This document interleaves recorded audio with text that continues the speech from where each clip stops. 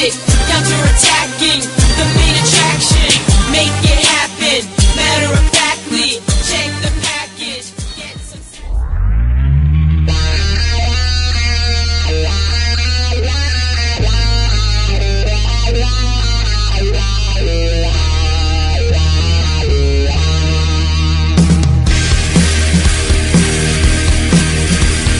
Listen to the sound that you hear like an echo in your head. There's a strange vibration rising out from the heart of America, America. Listen to the sound of a drum calling praise to the game of the new world order. Don't be caught unaware when the heads start rolling. No, it couldn't happen here. I know it wouldn't happen here. But I will not submit to authority of man. I'm alive, I'm awake. This is more than I can take. If you had an open door, would you kill a little more? Listen to the cries of the dead in the wake of the Sudan. Is there no one out there? I see blood in the sands of despair in Africa. Listen to the sound of applause in a chamber full of men selling out their people as they plan their assault on the heart of America. No, it couldn't happen here. I know it never happened here. I will not submit to authority of man. I'm alive, I'm awake. This is more than I can take. And good evening, everybody. Welcome to another edition of Double Cross Radio live from the state of Jefferson, or possibly the Republic, Jefferson Republic. And we are coming to you from the Jefferson Republic, state of Jefferson, whichever it happens to be, as we do every Thursday night at this time. And I'm joined tonight by my co-host, Drew Lamb, and we have a special guest, Phil Elcock, who's going to also join us. And we're going to be talking about economic stuff tonight. And so I don't want all of you guys to click off your computers and go somewhere else, because economics can be really interesting if you make it relevant to your life. And we're going to do that. And so we're going to make it, I guarantee you this is going to be one of the best shows we've ever had. And so I'll make sure you all stay tuned. And as we get into our subject, I'm first going to introduce Phil to all of our listeners. He's I don't really have a full bio of him, but I'm going to just tell you how Drew and I came to know Phil. We went to a meeting in Wairika that was the planning meeting, or just an information meeting for the state of Jefferson, and it was put on in there. It had several speakers there, and Phil he followed a rather boring speech by Sheriff Loopy that had put almost the whole crowd to sleep. And he came on and started talking about economic stuff, and it just lit a fuse under me. And I went off like a rocket. I was cheering and waving my hands and pumping my fists. I thought this is, like someone had just sunk a basket from mid-court in a basketball game or something. I was pretty excited about what he was saying, and it was really interesting. He did a great job, and he was, I think he was able to successfully present free market economics to people in ways that they hadn't thought about them before, in ways that they could see how interesting it was. And one of the things he talked about was spontaneous order, which we're going to get to in just a minute. But Phil, why don't you fill in on some of the other things about your life that we don't know about before we get started, so people have a sense of who you are and what you do and how you got interested in economics. Well, first off, saying that this is going to be the best show you've ever done really puts the pressure on me. Holy crap. Yeah, we did that. Well, my journey from, really statism into Austrian economics and anarcho-capitalism and stuff was a rather slow one. It actually, believe it or not, it started with firearms. And to start, to sound like a gun-toting redneck, I was really kind of annoyed by the asinine laws in California regarding our right to keep and bear arms. Through that, I don't know how I figured this out, but somehow through intense Google foo, I found the idea of splitting California into 2 states. And I thought, well, that's a good idea. And as soon as I found out about that, that led me to find out about the state of Jefferson movement, because where I come from, Humboldt County, that's not as prevalent as you would see in Siskiyou County and stuff. And so I started, I looked that up and I thought, oh, wow, that is really cool. And started reading into it more, and the more I really started to like the idea.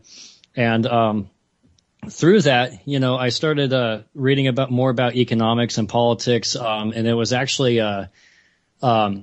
somebody when I was in college installed on my laptop one of Alex Jones's documentaries. I have no idea who did this or where it came from, but it sat for the longest time. And then one day I was sick home from work and I had nothing better to do, and I said, "Oh, I'll give it a watch." And then so Alex Jones kind of introduced me to the idea that, hey, maybe government doesn't always have your best interests at heart, to say the least.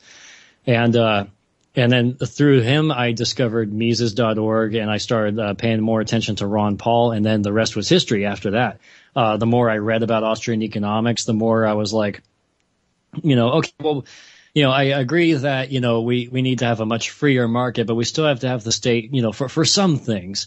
But then I would come across an article, like, actually, we don't need the state for that either. The market can take care of that. And I was like, okay, well, we still need it for this. As over time went on in my readings and research and stuff, I kind of whittled it away down to nothing. It's almost like Larkin Rose's story of how he kind of, you start to, after a while, there becomes this critical mass where you start to rationalize your own self-contradictory thoughts away. And before you know it, you've come into the light of, anarcho-capitalism. So that's my story right there, as far as how I got to this. And as far as the podcast is concerned, my friend Josh and I, he and I started it together. We like to discuss politics and economics and stuff. And I'm telling him about the cool things that I was reading on Mises and Learn Liberty and these other websites that have a lot of, have an Austrian bent to them. And he thought that was really cool. And I told him about the state of Jefferson idea, and he thought that was really neat. And then I was listening to another podcast of one that I like to listen to. And I thought, hey, why don't I start my own?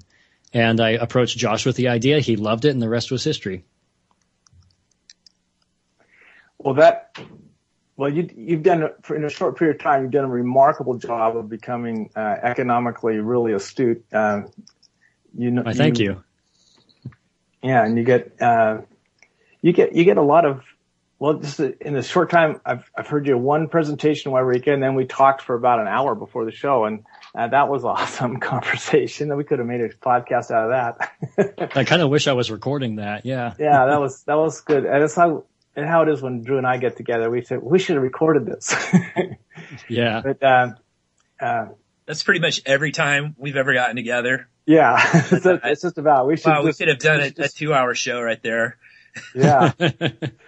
Yeah, you could just carry around a personal recorder or a portable recorder in your pocket. Whenever you guys see each other, just hit record because it's going to be awesome. Yeah. That's what I think what it is that there's just so few people out there that you can discuss these kinds of topics with, that are interested in economics like you are, that when you find something, you just don't want to quit talking.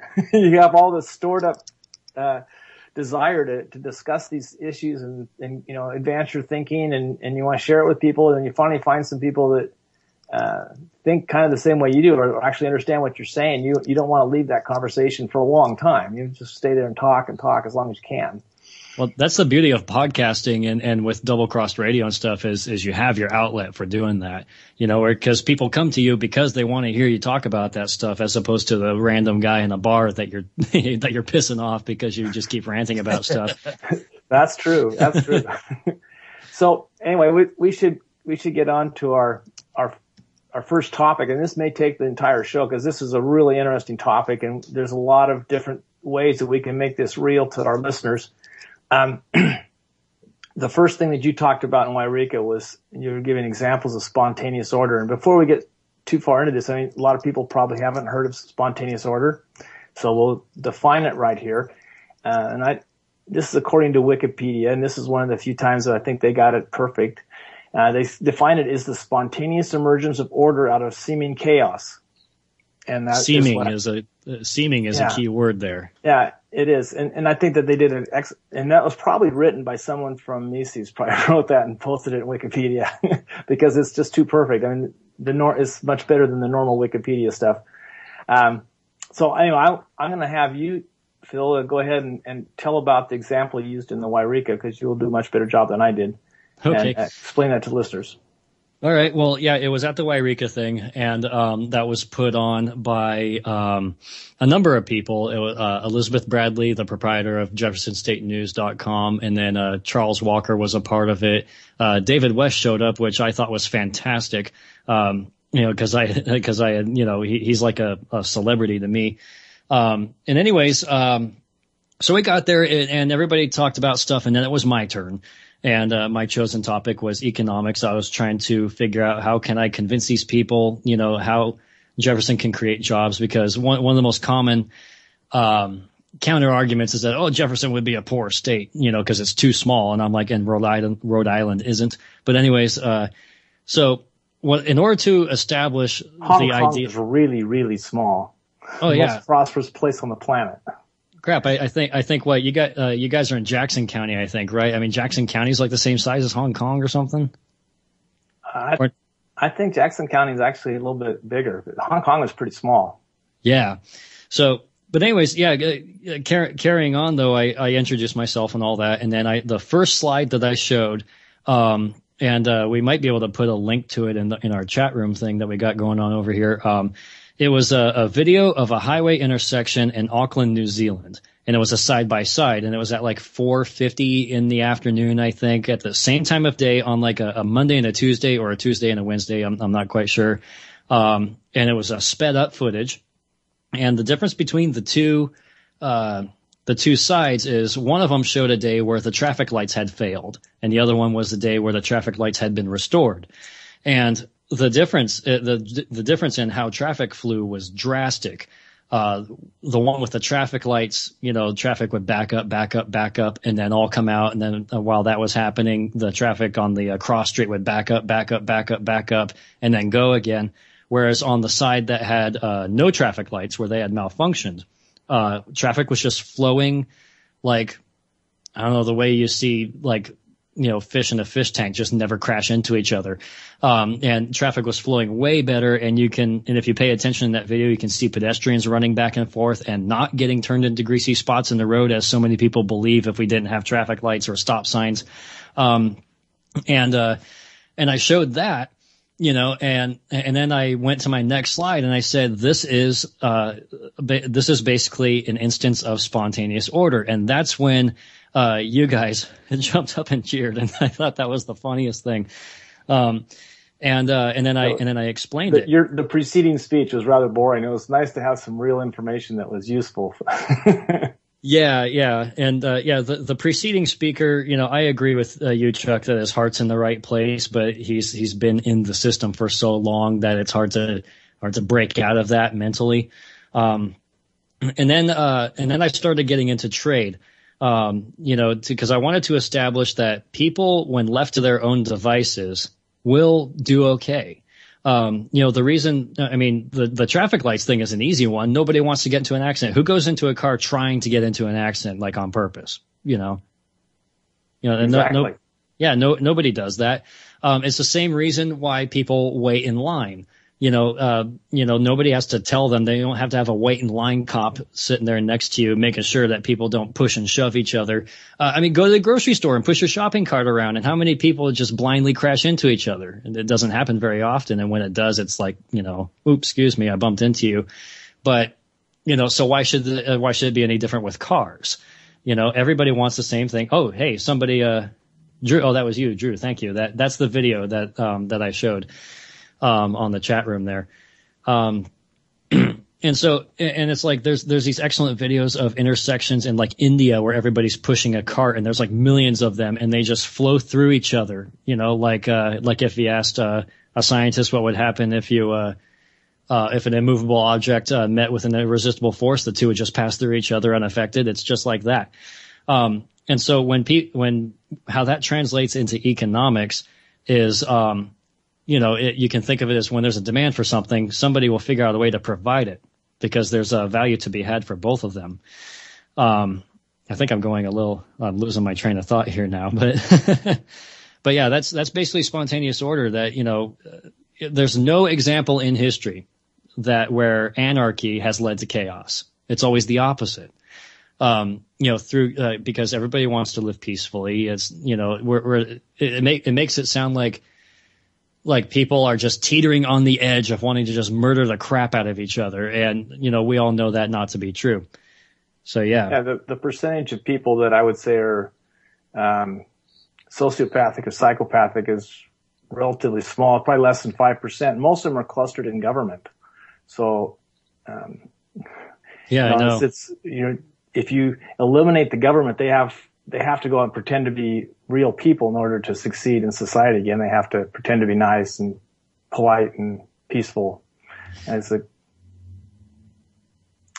yeah. Like what if just imagine, let's do a little thought experiment here real quick.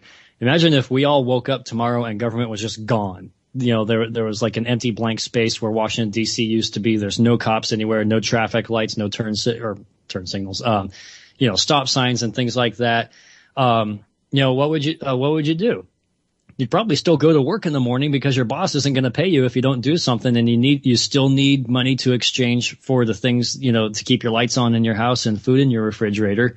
If you go out, and just start, running around all willy-nilly and stuff, well, that might be fun for a little bit until it's time to eat, so, life, the day-to-day life probably wouldn't change a whole lot, not on the surface anyways, like you'd still have to get up, go to work. Your boss is still going to yell at you for being late.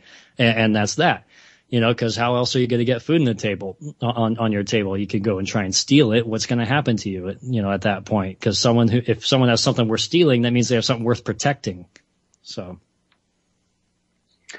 Correct. I'm just turning down my sound on my alternate computer here. Well, I wake up every morning wishing that the state was gone. And then I devote my entire day to trying to make that happen and to ignore it as much as possible and to shape my world in a way that does not include the state. But the state's always there. It's always in my face. It's always demanding something. It's always needing something. It's always wanting a form. It's always wanting a fee. It's always wanting a tax. And then there are the people that go along with it. The people that are accustomed to it don't understand why it's immoral, why it's wrong, why it infringes upon our rights. And they don't understand when you're not going along with the system, when you don't want to comply. They don't get it. Like, what do you mean? What's wrong with you? Like, yeah, you remind me, Drew, of oh man, what was it? I think it was Plato or Socrates. I can't remember, but it was the analogy of the cave. Are you familiar with that? Go ahead and tell our listeners. Okay, well, I don't remember which specific philosopher came up with this, but one of those ancient philosophers when they all wore robes and had big beards. Sorry, what? The togas. Yeah, the togas. Yeah. Socrates. Socrates. Yeah. But the analogy goes thus, and I have one of my good friends is always reminding me of this one. You have a group of guys that are in a cave, and they're always facing the wall. They have Plato, no knowledge. By the way, huh? It was Plato? Yes. Okay, yeah.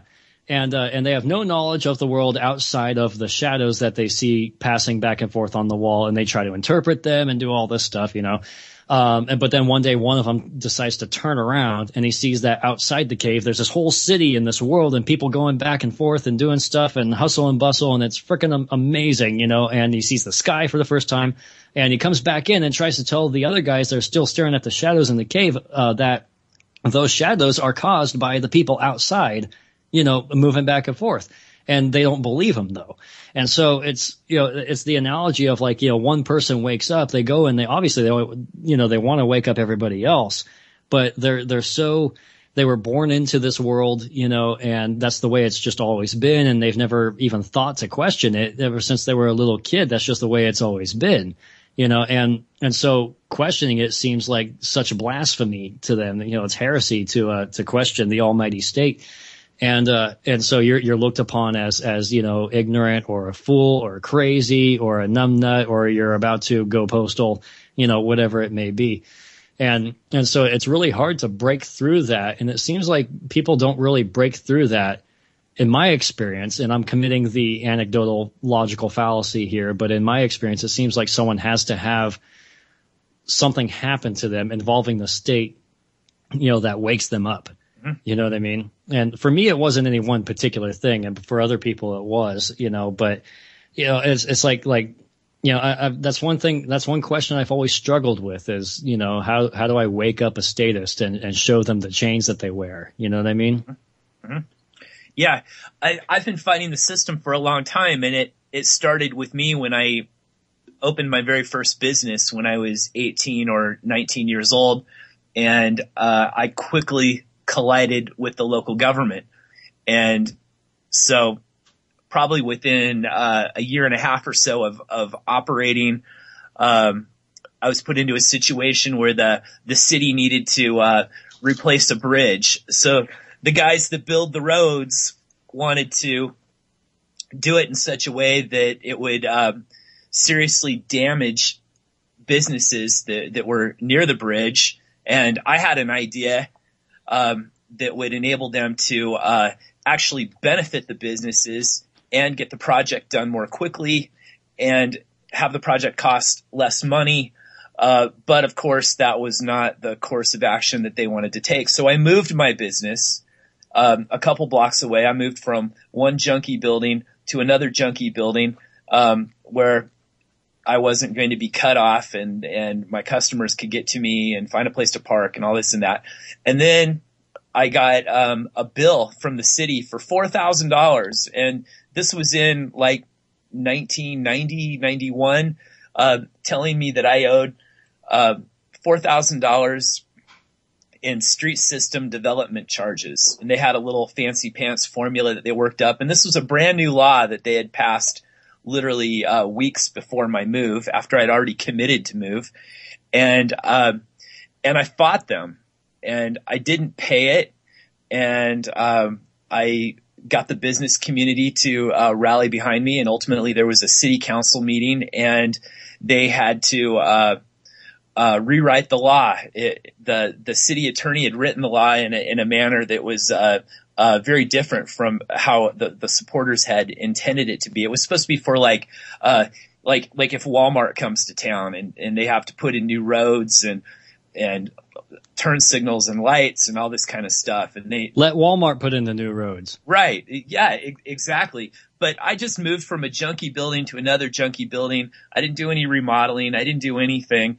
And just magically I owed $4,000 for just moving. And besides, almost all of Drew's customers arrived on skateboards. So that's true. Most of them did arrive on skateboards.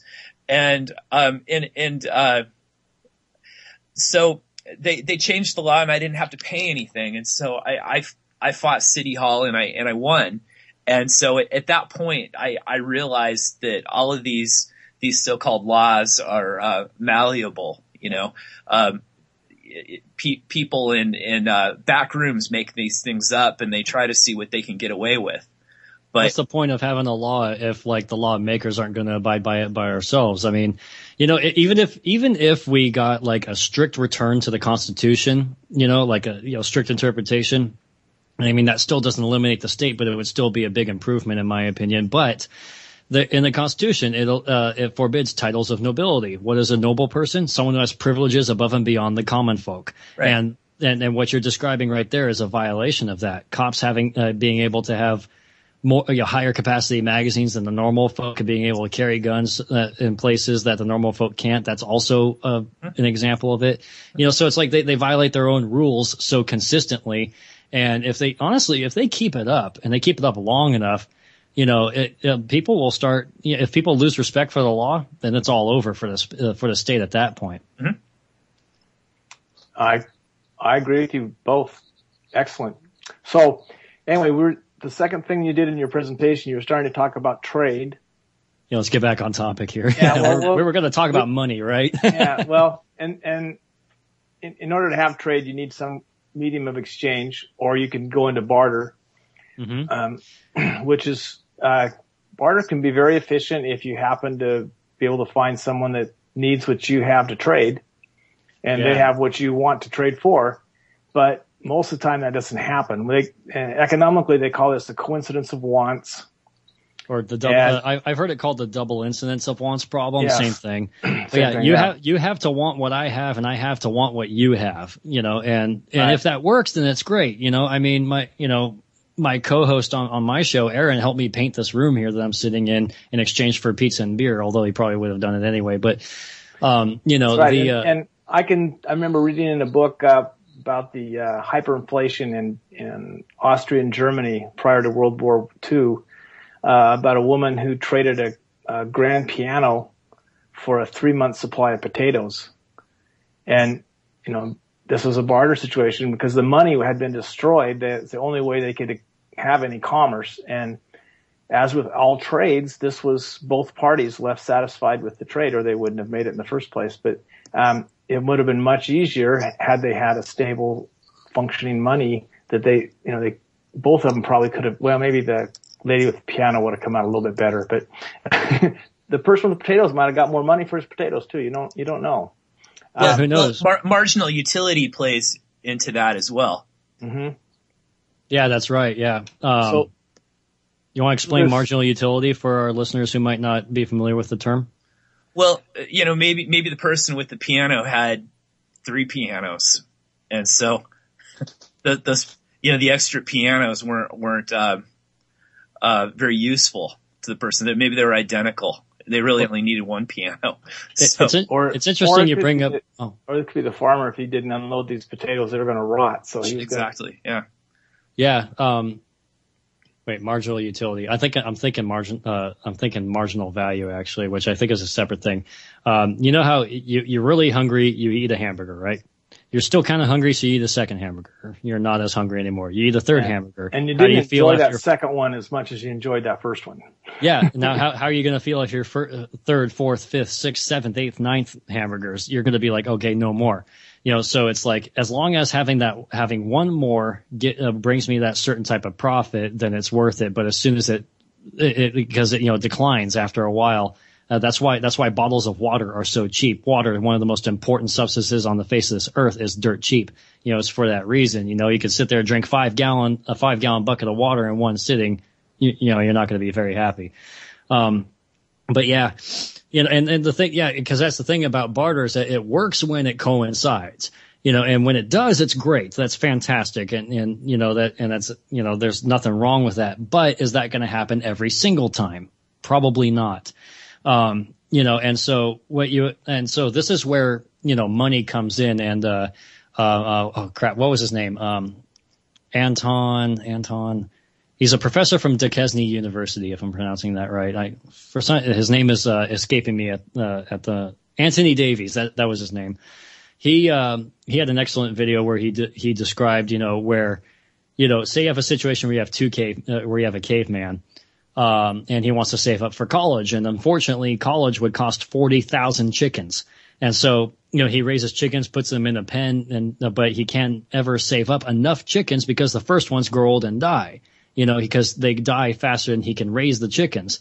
But the advent of money means that he can raise and sell chickens, sell them for money, put his money under a rock, and do that as long as he likes because the money doesn't deteriorate. And then when he's saved up enough, he can go and get that college education or whatever expensive thing that he wants. So what that means is that money is a store of value. In our conversation before the show, Chuck, I described money as a wealth battery or something like that. Yeah, that was a good analogy, I thought. Yeah, it's like, so I can take money, store it away, or take my wealth, my labor, my production, whatever value it is that I create that other people value, because as we know, value is always subjective, and store that away and save it for, a rainy day or save it for something expensive or what have you. This is how the baker is able to accumulate wealth. I mean, if the baker baked a warehouse full of bread or donuts or whatever, what's it going to be worth in just a few months, actually, since it's a bakery? It's going to be worth nothing. He's going to have a warehouse full of croutons. Yeah, they already discount 50% the second day. So. Yeah, exactly. And that's because baked goods don't last long. They're perishable. So what he needs to do is trade it for a non-perishable. It could be currency, gold, salt, anything that preserves. And then that's how he is able to store his wealth away and eventually get wealthier as a result of it. Because if a baker lived in a full barter system, he wouldn't get very wealthy at all unless the people in his town really love their donuts. So, and even then, he'd have a hard time accumulating his wealth. He really would. It's just if somebody decided one day that they're gluten intolerant and they stopped doing it, and he's still producing for them to eat the bread, then he's now has a product that's going to spoil. Yeah, so exactly. It's going to be tough for him. He'd actually. He'd probably want to produce a little bit less than everybody wanted, so he would always sell out every day. But if he could save his money and use money to accumulate wealth, he could probably overproduce slightly every day, and maybe a few days he'd sell some extra overproduction. So it enables us to have a good money supply or money, just. It can be an average, mediocre money supply. Enables people to do things that they can't do just under the barter system. And yeah, and I think that probably. I'm sorry. I was going to say the money probably came into existence as people started to realize this. Someone would have a shiny piece of metal, and they would trade something that they produced for that metal, and they would realize that shiny piece of metal, other people would want to have it too, and that. Every time he would accumulate another shiny piece of metal, that he would always be able to get stuff for that shiny piece of metal. And so that they became just only wanted to trade for that because they could then get anything they wanted for that shiny piece of metal. Yeah. And it's kind of like, I can't help but wonder if it was one of those situations where there's some specific commodity in a given community or area or whatever. It could be gold, could be flint knives, could be salt, seeds, chicken beaks. It doesn't matter. But someone says like, hey, a lot of people, not everybody, but a lot of people really like this, whatever this is. And so I'm thinking, I know this guy over here likes that commodity. I like what he produces. So I'm going to buy that commodity from him over there, take it over to this guy over here and buy that from him so I can get like a three-way exchange sort of thing going on over here. And then someone else sees that, and it carries on. And before you know it, that chicken beak or whatever it is has become the currency. Even if you don't value it for any intrinsic use that it might have, you value it because this can transform into something that you do want via trade with whoever it is that's producing whatever it is that you want. And another thing that's important about money is it has to be divisible too. Because say you had just a cow and you wanted to trade with me for for something, but I want a dozen eggs. Yeah, a dozen eggs. It's like, okay, I want 1/4 of your cow. How are you going to do that? Well, I'd only give you one. I think I would probably try and haggle it down to 1/10, but it's still going to be tough to do without killing the cow. And then I'm going to have a bunch of meat I'm going to have to get rid of right away. Exactly. Yeah. And that's another beauty of money is that you can divide it. You can basically scale it to whatever it is, whatever transaction that you're getting into. And not only that, excuse me, I lost my train of thought there for a second, brain fart. But yeah, what are you going to do? It's like, okay, let's take this cleaver to this live cow. And it's like, okay, how much did you want right about here? Okay, and starts going. That's not going to work out too well for anybody involved. And it's you can even think of it with inanimate objects. I mean, if you wanted to sell your house and you're going to use the proceeds to get some eggs, well, I mean, you can't trade your house for a dozen eggs because you can't chop off part of it. You start to destroy the value of the house and you're not giving anybody any value. So there's a lot of things that aren't really divisible. They exist as an entity and that's it. And, some of these shiny bits of metal, they realized that bigger ones were more valuable than smaller ones. And so they kind of got the idea, well, we can make them as big or as small as we want. And then, and then eventually they probably were using the concept of money for a long time before someone actually stuck that term on it that is money. Some philosopher had to name it something so they could pretend like they understood it better. But even today, people don't understand money very well. I think it's this is also where currency came from too. The difference between money and currency, the way I understand it, is that currency is a piece of paper that represents money. Back when the United States was on the gold standard, they didn't say Federal Reserve notes on them. They said gold certificate or silver certificate. You can still go to like antique shops and stuff these days, and sometimes you'll be able to find a $5 bill that says silver certificate on it. And because say I wanted to buy a house from you and that required 10,000 gold pieces or 10,000 ounces of gold or something like that. So am I going to take a giant bag and lug it all the way over to your house, and not only that, but also run the risk of getting robbed because who's carrying around that much gold and stuff. But, this is where banking comes in, is that someone said, I have a really freaking secure, bunker or stone building or what have you, and I'll keep your money, in here and keep it safe for a small fee.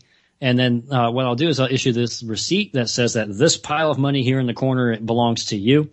And so what would happen is people, when they wanted to make huge purchases like that, like a house or, several head of cattle or something like that, they would be like, okay, I'm going to buy this from you. Let's you and I go to the bank. I'll redeem my silver and then hand it to you. And then, and if you banked at the same bank, you'd be just putting it right back in there again. And so what people started to realize is that, hey, this receipt, I'll just give you the receipt and then you go get it, yourself at your convenience. And thus was born currency. The history of currency 101 in 45 seconds. So, and then some, the devil kind of got in the details. The people that were running the vaults realized that, they almost always had nearly 100% of the stuff on deposit on hand. Even when there was a transaction, a lot of times it was just redeposited, and they realized they could loan out a certain percentage of this and no one would ever be the wiser. Yeah, exactly. And thus was born fractional reserve banking. Correct. And that's been a plague for humanity ever since. It causes all sorts of problems. But anyway, that was money. Mm-hmm. And let's see, money has some big advantages here. I want to see of course, it's a medium of exchange. It's a way we can value the products that we want to trade. It's more than just a store of wealth and a way to exchange one trade or barter item for another. It also gives us a way to value the products we produce, to value our labor, to value the all the commodities we consume, because they're described in terms of the money that we use. And so we have kind of, our brain kind of works as a computer, I think. Just it's lining that up and letting us know that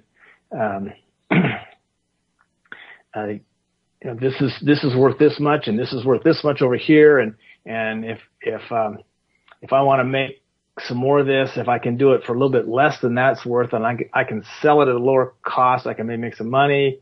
I may want to invest in some additional factors of production that could increase my productivity, and I could become more successful in the market this way or that way. And money gives you a way to measure that, so you can make good decisions about where you want to put your resources and how you want to allocate them to which causes. Because it also gives people a way sometimes there's a scarcity, and money gives you a way that people can bid for the available resources, so that kind of ensures they go to the people who need them the most. Not always, but more than any other kind of system I can imagine. So money has a lot of different things it does for us, and it was an amazing invention, and it spontaneously arose out of chaos. Yeah, it did. Seeming chaos. It's funny. You mentioned a moment ago that money is a way of evaluating things. A good way to see this in action is watch a Tiffany's auction, and say they have some some artifact or super rare. There was only like 10 of these in the world, ancient, Native American blanket or something like that. And they go and auction it, and they start the bidding at, whatever, $10,000. And then someone bids and someone bids and someone bids. And eventually it gets to the person who's willing to do the highest bid above anybody else. And that is how the price of that is found. And, Pawn Stars on the History Channel is also a good one, because there's a bunch of things to consider when trying to figure out a price for something. How much of there is this particular item? Or how conversely, how rare is it? How much of a demand is there for it? Just because something's rare does not make it valuable if nobody wants to buy it. There's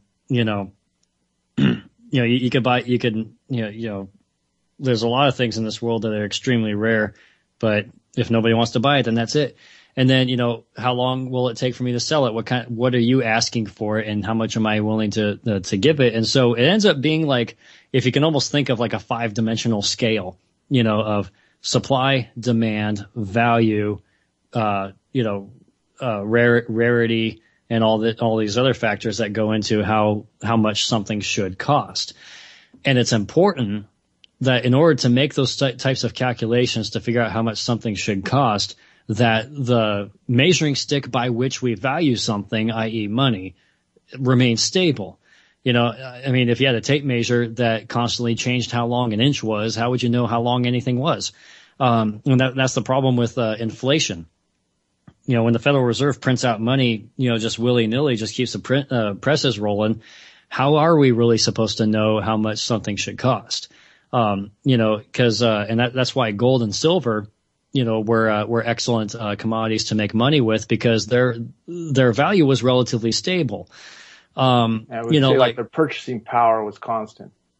Yeah, exactly. The measuring stick was always the same length, or at least, very close to it. During the California gold rush, there was a bit of a spike in inflation, because we were still on the gold standard back in those days. And same thing happened to Spain when they were bringing back all the Inca gold. Exactly. The thing is, though, is that, and people will try to be like, oh, see, gold can inflate too. Yeah, but the problem is that it only inflates when a new major source of gold is found. And then even then, it's like, I think over the course of the past, or when we were still on the gold standard, I think gold only inflated in like the single-digit percents over the course of several years. I think it's about 1 or 2% in the whole 19th century. Yeah, something like that, something ridiculously low. And not only that, but, so you have that initial, influx of gold from the Spaniards or from the California gold rush, and inflation spikes a bit, but then it levels off as people start to trade with that gold, and that gold starts to disperse throughout the world. And so the price of gold starts to level off. So if we were still on the gold standard and your great grandparents, inherited to you, $1,000, and we were still on the gold standard, it would have the same buying power that they had back then, maybe less a few cents. So you could buy $1,000 of wheat with it when they first saved it. You can buy $1,000 of wheat with it 2 generations later today, minus a part of a bushel, or something, because of the new gold that was discovered in new mines. Whereas today, if your great grandparents saved $1,000 and inherited it to you, how much can it buy then, or could it buy then, and how much can it not buy now? Because $1,000 isn't a whole lot these days. Correct. And if they had say $1,000 worth of gold, that'd be 50 ounces. That's quite a bit. Yeah. What can you buy with 50 ounces of gold today? Think about it. It's mind blowing. I can pay off my damn house with that. Yeah, it's a big number. It's about $60,000. I think. Okay, maybe I couldn't pay off 60, my house. 60 or 70,000, something like that. Okay, I couldn't pay off my house. And $1,000 in cash, which would have been the same amount in 1913, today would buy. You could buy groceries for a month or something. Well, crap, I remember when I was a little kid, $20 would fill a shopping cart. And now it doesn't even, it buys me a couple of items and that's it. Yeah. That's exactly right. It's how it is. So that there was a very slow inflation going on. Probably most of it occurred when they confiscated the gold during the Depression, and then they revalued it at a higher price per ounce. So that was most of the inflation that took place up until the time when Nixon took us off the gold standard. Yeah. 1971. And from that point on, it's been a pretty steep climbing, steady rise. And they're printing money like it's going out of style. Yeah, I know. And I think it's funny that the government tried to revalue gold because if a government can just say, you know what, it's not worth this much anymore, it's worth that much, then the black market would have never survived. So, but yeah, and that's what's really cool, I think, about Bitcoin. Because now I haven't read everything on Bitcoin, but I have a general understanding of what Bitcoin is. And it is, it's a digital currency. The way that it is mined is your computer, runs through equations that it has to solve. And once it solves it, I think you told me to get put on a waiting list and, you get put in line, and so many Bitcoins are generated every 2 weeks. Yeah. And so whoever does the most mining gets the most Bitcoins. Just to you have to wait your turn. You might have several spots in line, and just as you move up, you can get a Bitcoin. Okay. One of my sons is a Bitcoin miner. Drew, your face just lit up when I started talking about Bitcoin. You're into this, aren't you? We love Bitcoin. Oh, we talk about Bitcoin all the time. Some listeners aren't as happy about it. A lot of our listeners aren't too keen to it. And that's okay. They don't have to use it if they don't want to. It's a free country. The phone's going to start ringing off the hook. The thing about Bitcoin is that there is going to be a finite amount of it. It isn't going to be like gold and silver where they continue to mine more. Yeah. Well, it's that's the thing. The way if I understand Bitcoin correctly, to me it seems like it is a gold or precious metals in general simulator. Is basically what it is. There's a limited amount. There's a limited amount of gold on Earth because gold is actually, if I understand correctly, is actually made in supernovas. So it's not like we're going to create any new gold by natural processes on Earth, which is a great thing because that means it's scarce. There's a limited amount, which means it always holds its value. Same thing with Bitcoin. I used a we were talking about this earlier, Chuck, before the show started that, say Earth was uninhabited. And it was just, nature and all that stuff. And aliens came here and they were all about gold or something like that. The first gold would be easy to mine because, it's the stuff that's the most easily accessible. But then when you want to get the last bits, you have to reach into the farthest depths of the earth to get that last frickin' ounce of gold that's in there. And so by making those equations that Bitcoin miners use to mine Bitcoin more and more difficult leading up to the last Bitcoins, to me is still a simulation of gold there.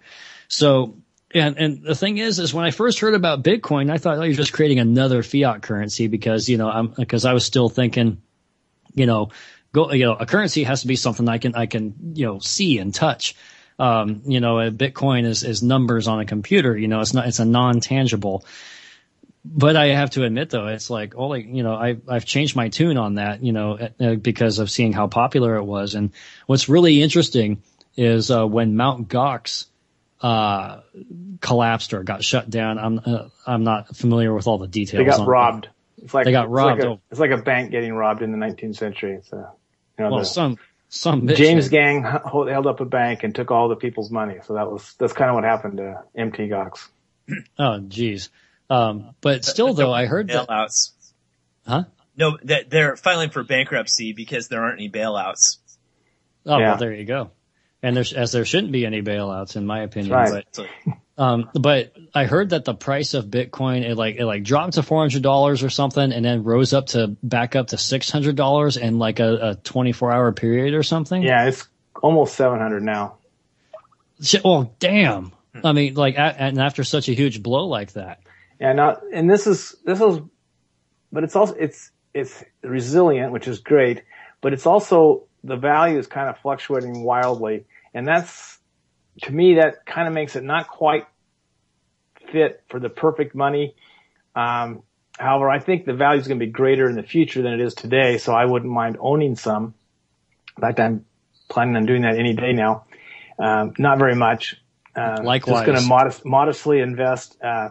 But the thing about this grade is, though, it does have a finite amount that will ever be produced. It's 21 million coins. It's meant to stop distributing coins on the blockchain at that point. No matter where your place is in line, when the last coin comes out, that's the last coin.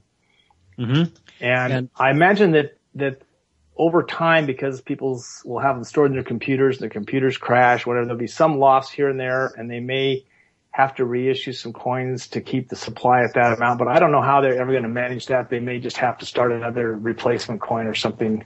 But for quite a while, this is going to be a pretty sustainable system. And then I think the rise in value is going to come from increasing demand as people find this has a lot of utility. It's very useful to them and different things they want to do. And it may not serve every purpose that people want to do. I mean, computers are really a part of our lives now. I mean, it's hard for me to imagine living without a computer, but there's a lot of people that still live without them. So, I mean, they're not for everybody. And if you can find uses for them and they satisfy basic needs that you have, then you're going to want to have one. And if those needs aren't so important to you, then you're not going to want to have one. And I think the same thing's going to happen with Bitcoin. As they become more useful to people, the people will find more uses for them. I think the banks are going to be the big losers in this thing, which is just breaking my heart. Because they just sock it to us in fees and transaction fees, percentage fees for this and for that, and to be able to move money almost without cost for anywhere around the globe. Because we have family that lives in Poland. We oftentimes send them money there. It's, you can do a MoneyGram for about $10 or $12. That's still, you have to go to Walmart and stand in line, and it's just a pain in the ass. If you could just sit there and click a few buttons on your computer and it's there, and all they have to do is go and pick it up, that's a lot easier, and it doesn't cost us $10 or $12. We do it for free. And then if you want to go through a bank and a more secure transfer, it's like $40. And when they receive it on that formal transfer, they have to be able to prove that, and depending on the country they're in, but in Poland, they have to prove that they aren't being paid for some service, so they don't have to pay tax on it. So they have to prove it was a gift, which they're able to do because, they can identify my wife as their daughter. But it's just a hassle, and doing it through Bitcoin would be much easier. For everybody. Oh yeah, absolutely. And what I think is amazing about Bitcoin is it spawned all these new cryptocurrencies. I mean, there's like Litecoin and Dogecoin, and I think there's like a Quad coin, and there's all kinds of different. Kitty coin is supposed to, the proceeds from that, some portion of it are supposed to go to animal shelters. Well, there you go. And so you have currencies that can actually, and I remember reading about one currency. Yeah, not only do they compete, but there's also, I read about, there's this one particular currency that is something about, has something to do with science, and scientists and fields of study or something like that. But it's like they're currencies that can actually be tailored to a specific field, which I think that's just mind blowing right there. And what's great, and back to our spontaneous order thing, like, governments didn't legislate Bitcoins into existence any more than it legislated ice cream into existence. And, this happened because somebody saw a need, and there was a need for a currency that would fill the gaps that our current paper currency, currently has, lacking. And that's a result of spontaneous order right there too. And, we could very well be witnessing the dawn of, this is very optimistic on my part, but we could be very well witnessing the dawn of a new monetary era, where we have currencies that aren't controlled and issued by governments, handed down from the hallowed halls of the Capitol or wherever the hell they hang out. And, something that occurred, amongst the people themselves, trying to fulfill a need that benefited everybody. And, maybe Bitcoin has its flaws. Maybe it doesn't. I don't know. I think it's kind of too early to tell, but I think it's been one hell of a ride watching it, and I can't wait to see where it goes next. And, this could be a whole new industry here. cryptocurrencies and things like that. So I think that this is going to be a lot of fun. I agree. That's I see this as being we all, because we're preaching the choir here. We're the three people who believe in free markets and everything. Yet our whole money system is based on the exact opposite of what a free market is. It's a monopoly banking structure where the bank gets to make the money and loan it to their major customer, the United States, and get interest on it, and they create it out of nothing. Now that isn't a farce, and this is probably the first thing that's come down the pike that I think has the possibility of breaking those chains. They're only paper chains, but they seem to bind us pretty tight because we don't know we're being bound, I guess. Yeah. It's interesting about money. I don't know if this isn't allowed on your show, but there's a particular YouTube channel that I like. Am I allowed to plug it? I have no affiliation. Yeah, you can plug anything. Okay, cool. We're for anything that's for freedom. Okay, well, there's a channel on YouTube that I really enjoy called Vsauce, letter V, sauce, all one word. It's mostly about science and stuff like that, and it's really entertaining. But he had the guy Michael, he runs it. He had this one video that totally deviates from his normal thing, because normally he does science, he doesn't do politics or anything like that. It's just just the facts and really interesting stuff about the cosmos. But he did one about money.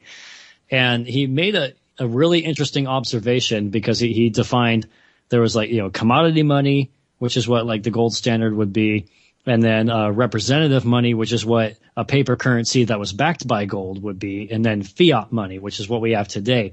Fiat meaning because basically it's like Latin or something like that, which basically means because I said so.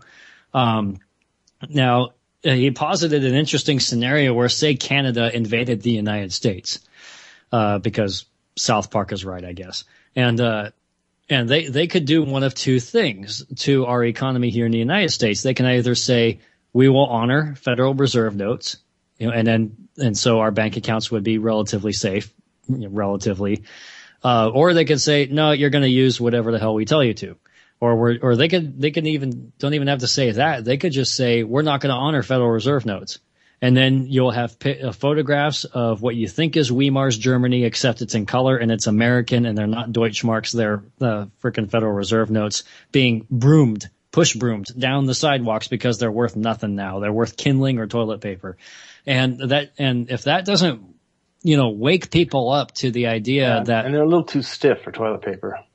Yeah, it's true. And they're probably too germy too. You probably get all kinds of butt diseases and all that stuff. And that's right.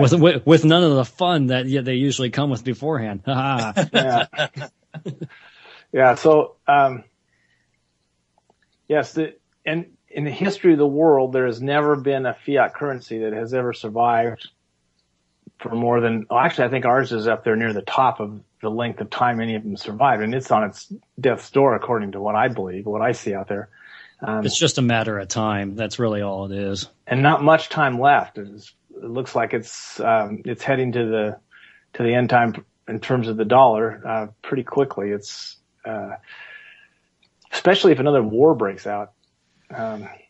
Which is looking like it might be with frickin' Ukraine. I mean, well, it could be just a proxy war, but still, that would still drain resources and encourage more money printing and accelerate the debasement of the currency and the fall of economic standards. All that stuff was that was a subject of another show. There's no such thing as wartime prosperity.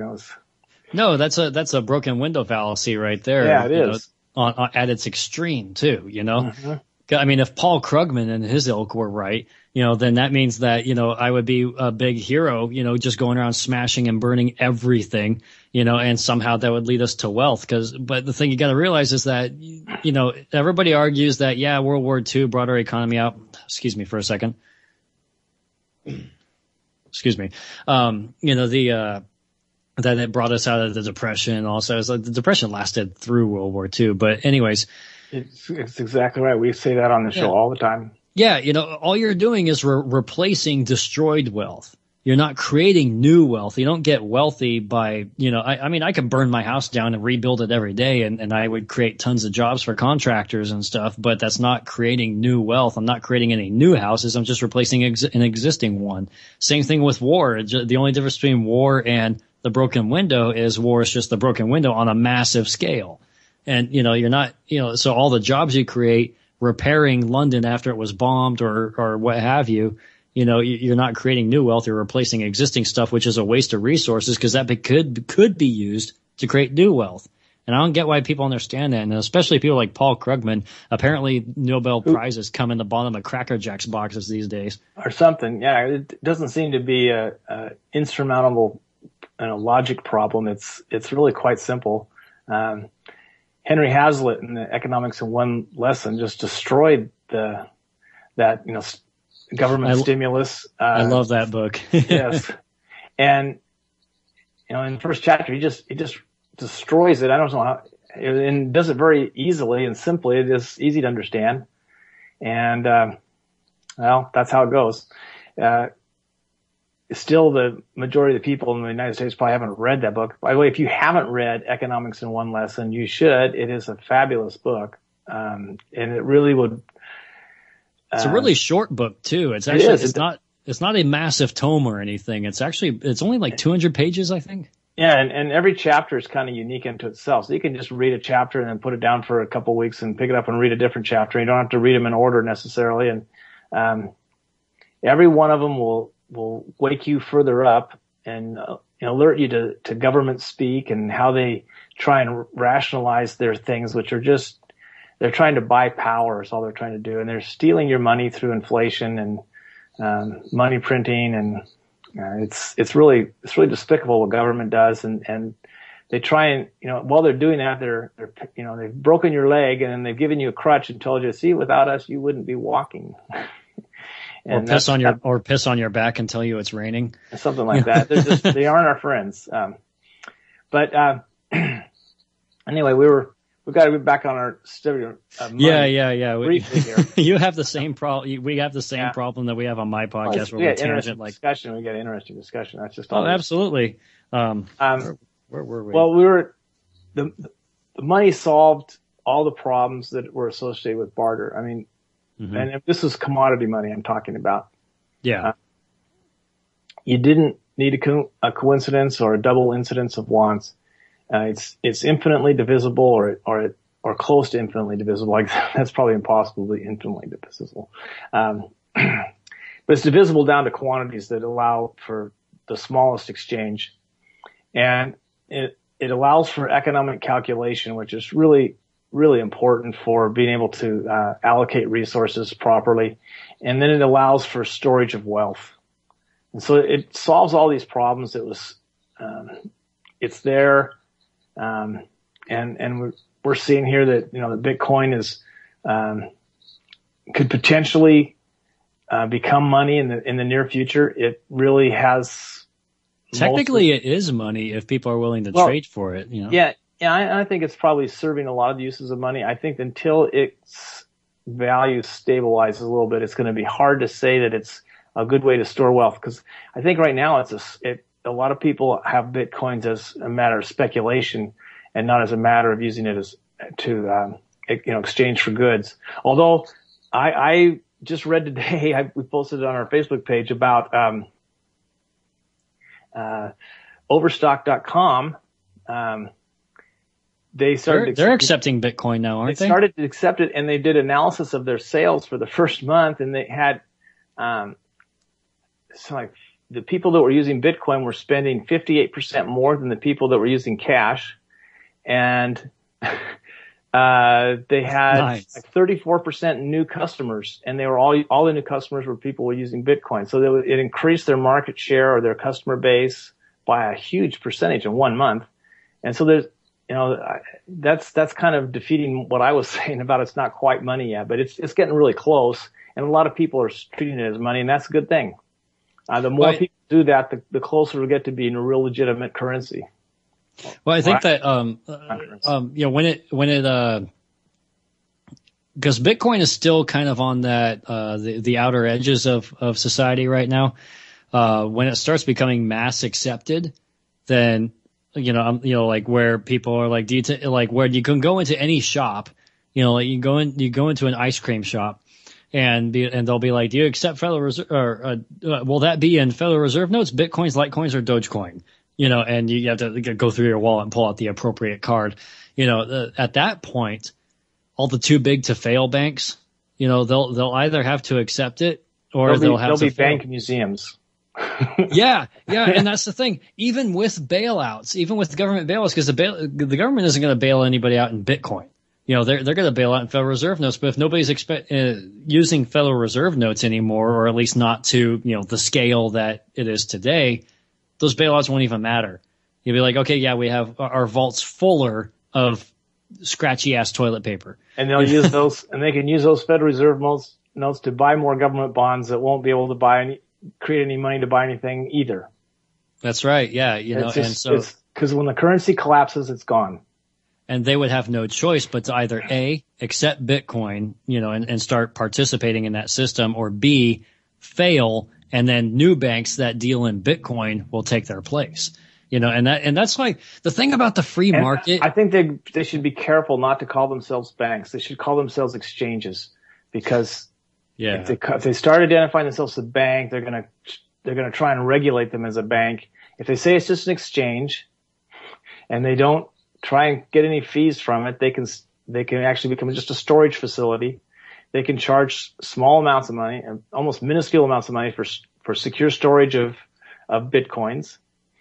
And they could make it isn't going to be a very labor intensive thing to do, because it's all going to be done electronically with computers. So one or two people. I'm not a bank. I'm sorry. Go ahead. Go ahead. Yeah, I'm sorry. It's like I'm not a bank. I'm a guy with a server tower. Yeah, I'm an exchange. I'm just providing a service for people to secure their Bitcoins. That's all I do. They want them out. I put them in their hot wallet, and they can use them. There you go. I just charge them for the use of my hard drives or my cloud storage or whatever they do it on. Mm-hmm. And that's the beauty. That's the absolute beauty of the free market. Is the free market is kind of the Newton and Galileo of economics, or Austrian economists are the Newton and Galileo and Copernicus of economics, because no matter how totalitarian or tyrannical a government gets, there will always be the free market. They'll call it something else. They'll call it trafficking or the black market or what have you. But it always works, and it always finds a way. And so it's a lot like the laws of physics, where you can defy them, bend them, twist them all you want, but you will never break them. It's like, we defy the laws of physics by putting a man to a moon, by going against gravity and all that kind of stuff. But still, ultimately, it wins in the end.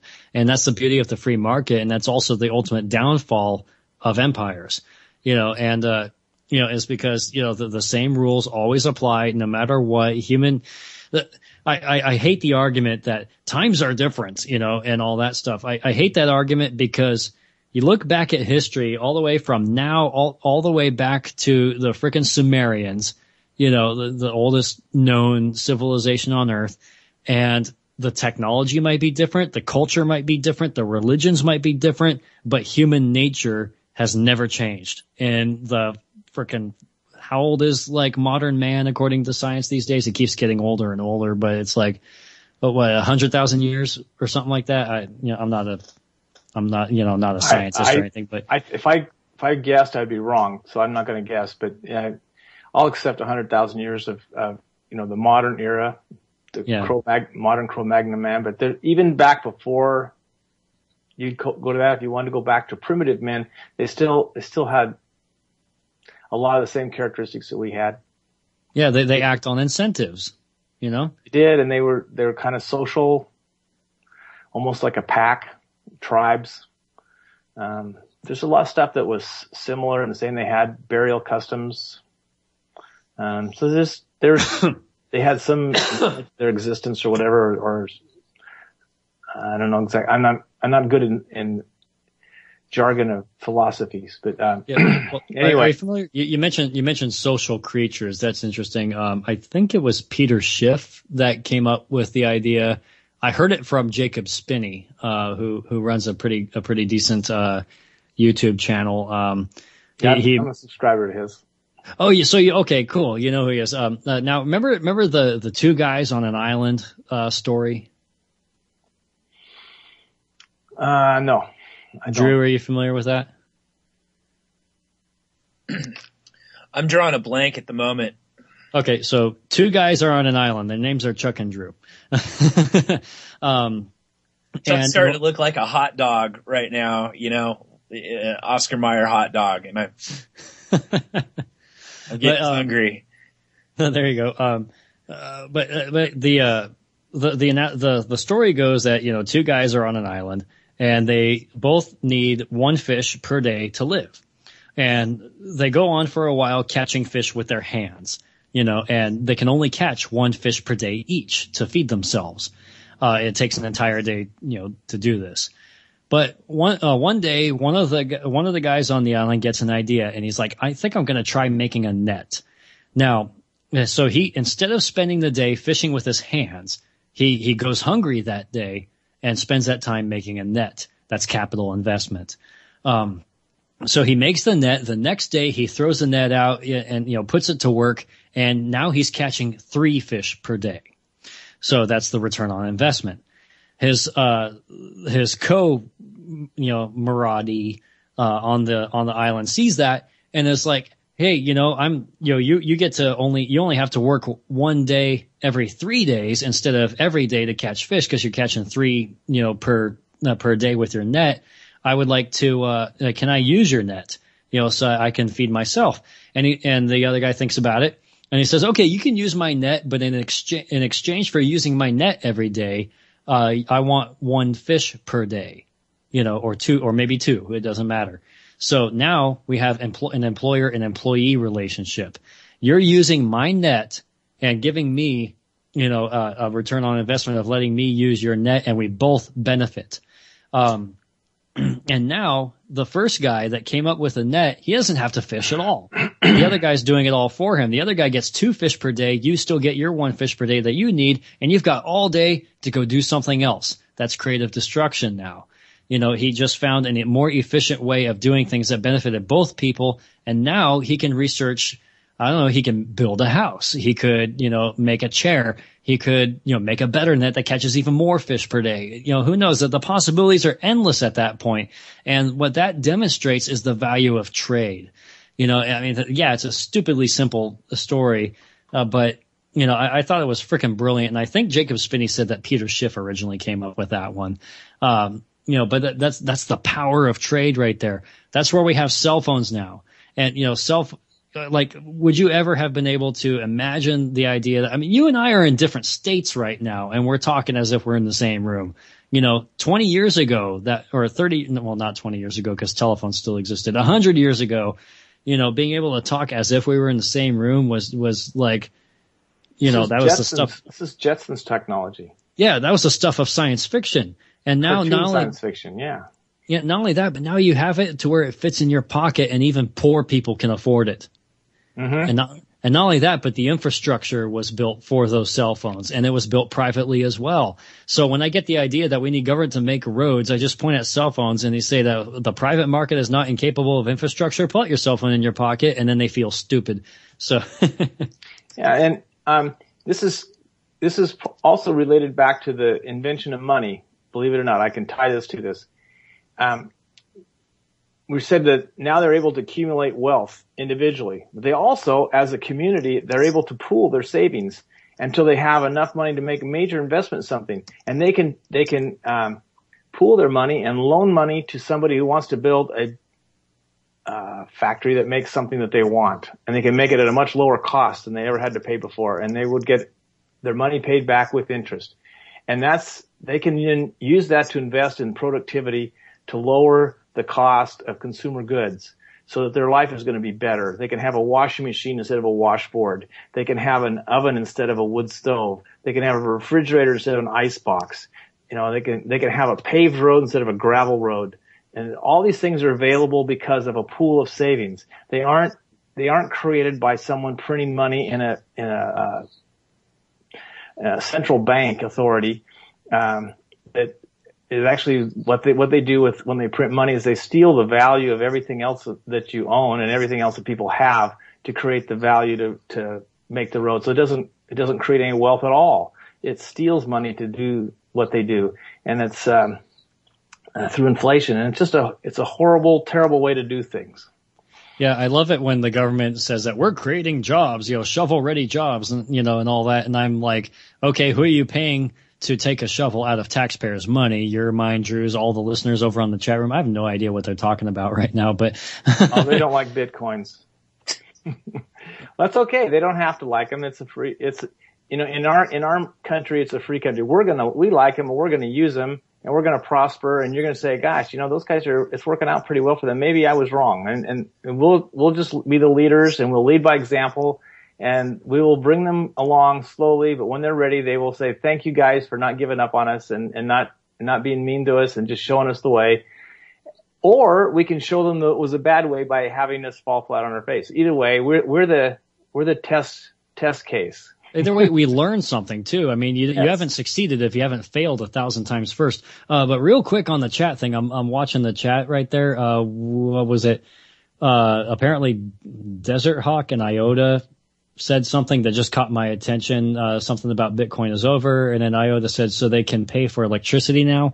And I think Iota is referring to Bitcoin, but, excuse me. But now I was just thinking, that reminded me of something. Are you familiar with, there's a podcast / YouTube video called Anarchast? Yeah, Jeff Berwick does that. Yeah. He interviewed somebody from a Maggie Metals, and I think that was the video he talked about where he was able to sell a condo for Bitcoins. And so paying for electricity is all just a matter of whether or not the utilities are going to offer it. I think they were saying that when the Bitcoin was first being made, the computers that were doing all the computing power or whatever, they were producing almost enough Bitcoins to pay for the electricity it took to do the computer. And so now they're producing much, much more than you need to pay for the electricity to run the computer. But at the first, it was kind of had a negative cash flow because they were worth less than $1 for a long time. Well, that still shows the fact that they're able to get enough Bitcoins and to actually pay for electricity. Yeah, you probably have to convert it into Federal Reserve notes first and then pay your utility bill, but that's just one degree of separation there. So, ultimately, yeah, Bitcoins did pay for your electricity. I mean, it's just a matter of time, if Bitcoin keeps going where it might, if it has the promising future that it seems to have, it's very well likely that utility companies might start accepting a Bitcoin payment as an alternative to Federal Reserve notes. Yes, the last trade was $660.88. It's the current price. Okay, what was it before Mt. Gox busted? Let's see. I don't know if it goes back that far on this chart. I have to redo it. Board 1976 is absolutely right there. Something is always worth something to someone who wants to pay for it. That's absolutely right. Let's see if I go back here. Smith, I'll get you to answer your question. Keep talking. Yeah. By the way, Desert Hawk, if you want free energy, you need to figure out a way to break into the FBI archives and steal Nikola Tesla's files back. So it was before it crashed. It was hovering around $1,000. Okay, well, so $1,000. It wasn't there very long, so that might have been just a spike up. Yeah, maybe. Well, what do you know? What it was kind of going back and forth between 800 and 1,000. Okay, you know what it was averaging at, or you just average was a little over 800. Okay, so down to 400 and then back up to 600. That's almost at 100 again, kind of. Almost 700. Yeah. Yeah, but the fact that it recovered so freaking quickly. When was the last time you ever saw the dollar do that? How long did the depression last? Years? This was a matter of hours. Years. Yeah, this was a matter of hours that Bitcoin recovered. So I think there's something to it. I mean, I think there's a lot of people that are scared. There's been a lot of negative publicity that's probably keeping people out of it. But as it continues to be, to kind of stabilize after this, I think they'll say, well, it was just somebody robbing a bank. You know, the James gang pulled in and robbed this bank, and they took all the money out, but that was just this bank. The other banks have got better security. They got stronger vaults. They got armed guards. It's not gonna happen in these other banks. Our money is safe in those banks. So they start putting their money back in the banks. Yeah. You know, the, something that, you know, when it comes to like, fiat currencies and stuff, you know, governments can debase it anytime they want to, or whoever the hell controls it. You know, and by printing more of it also leads to misallocation of resources, you know, and, as Chuck pointed out, as Mises called malinvestment, this is the origins of credit bubbles, you know, like the housing bubble. And, you know, because everybody, it's funny because the Keynesians keep trying to come up with all these elaborate explanations of what creates a bubble. You know, and it always ends up being this most screwed up looking flow chart thing that makes no sense whatsoever. Not even the smartest of mice can figure out that maze. You know, but it's really simple. When, you know, banks get an influx of money, they start encouraging people to invest in something. That something, when it comes for a return of investment, turns out not to pay off because it's not actually valued by anybody, and it crashes. So everybody was, you know, being encouraged to invest in real estate. It could have been that it would have worked, but there's so many, when they start to inflate the currency, there's so many people chasing those same kinds of things. There's overproduction in this one sector. So they can't all succeed. A lot of them, have to fail. And when they do, then it wipes out, the bubble pops. And I have an economic joke there, just so that people know that the people who like economics have a sense of humor. I first started doing stuff, getting stuff off of the Mises Institute back in the 90s. And you're way ahead of me then. Yeah, well, it took me, I didn't learn it as fast as you learned it, so I wouldn't say I'm ahead of you. But I noticed back then, every time I've always been a bad speller. So every time I type out malinvestment, it shows it as a misspelled word. And I figured, how else could you spell it? And I tried different ways. And it's been over 20 years and it still highlights it as a misspelled word. I think that if I can do anything in my lifetime, I'm going to get the spell checkers to recognize malinvestment as a real word and have a definition and everything else. Because I think that is just one of the funniest things that ever is that this is the perfect word for the problem of resource bubbles or bubbles caused by inflation or debasement of money supply, really inflation. And malinvestment is the best thing to call it, and they think it's a misspelled word. I just think that's hilarious. That is hilarious. So if you guys out there think it isn't funny, maybe it's just people who are into economics have warped senses of humor. I don't know. Well, we kind of do, you know, and it's like, yeah, I'm sorry. Well, I was going to say there is another joke that deals with our subject matter for today, the spontaneous order. How many economists does it take to change a light bulb? It depends. Are they Keynesian or Austrian or Chicago school or what? Well, we'll just say they're kind of traditional economists, but the answer is 0. They use the invisible hand, which is, the invisible hand is kind of what they're talking about there is spontaneous order. It, you know, an inquiry into the nature and causes of the wealth of nations by Adam Smith. Yep. Yeah, and it's a spontaneous organization, and it happens without anybody having to go out there and direct it. And so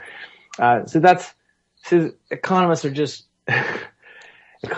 full of all sorts of funny little things like this. So you just have to hang around us a little bit. We'll make you laugh. It isn't all serious thing. And tonight you have to admit there have been no charts, not one chart. There hasn't been one graph. There hasn't been one pie chart. There hasn't been any formulas.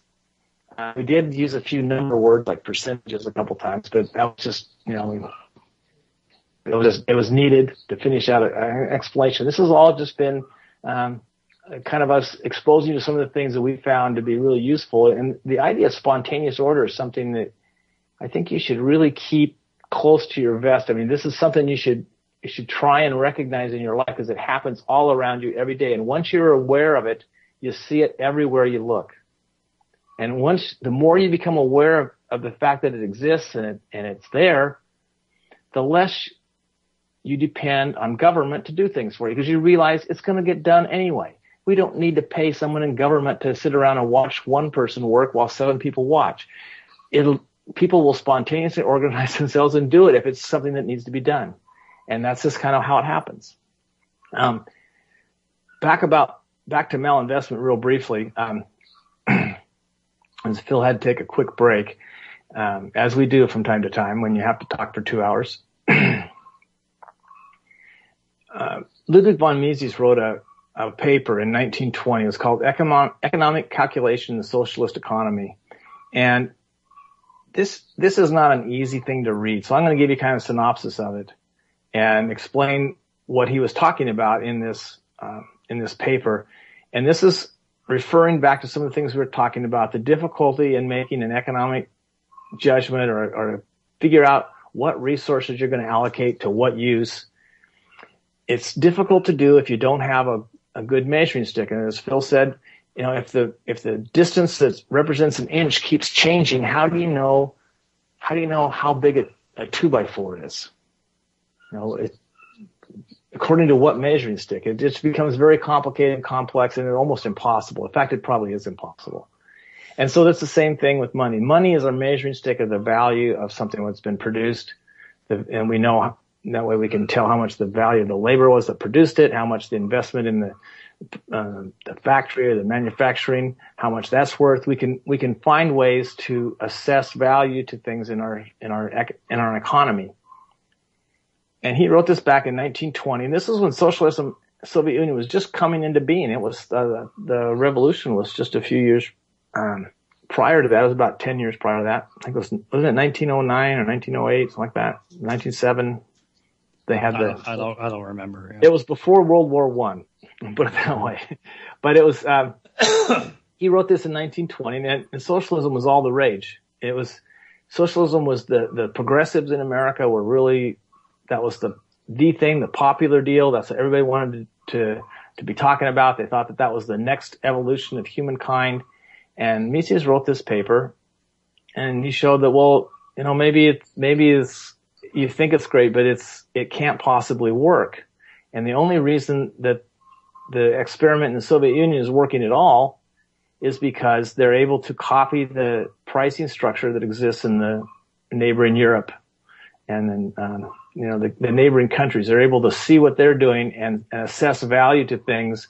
Well, it costs this much in Poland.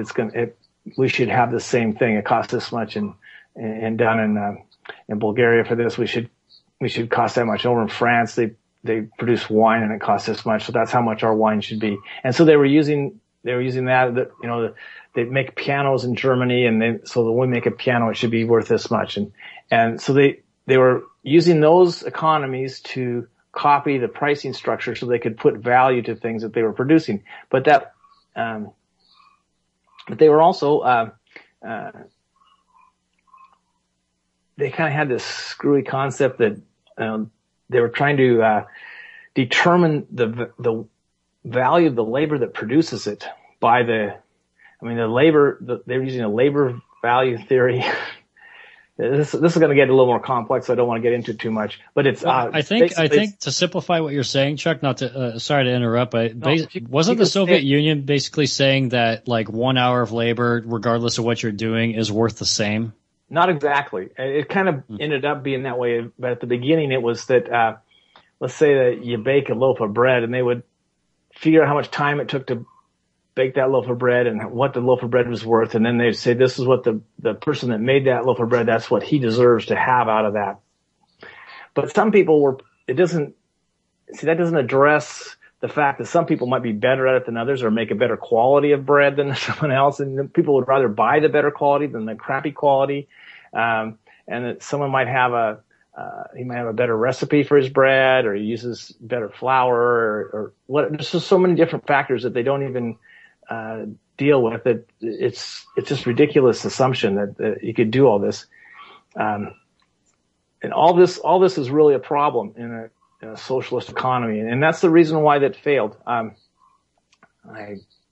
accidentally erased it, but I've said this before. I think I can do it mostly from memory. This would be a paraphrase, but Joseph Salerno, who's still a member of the Mises Institute, he wrote an update on this paper not too many years ago.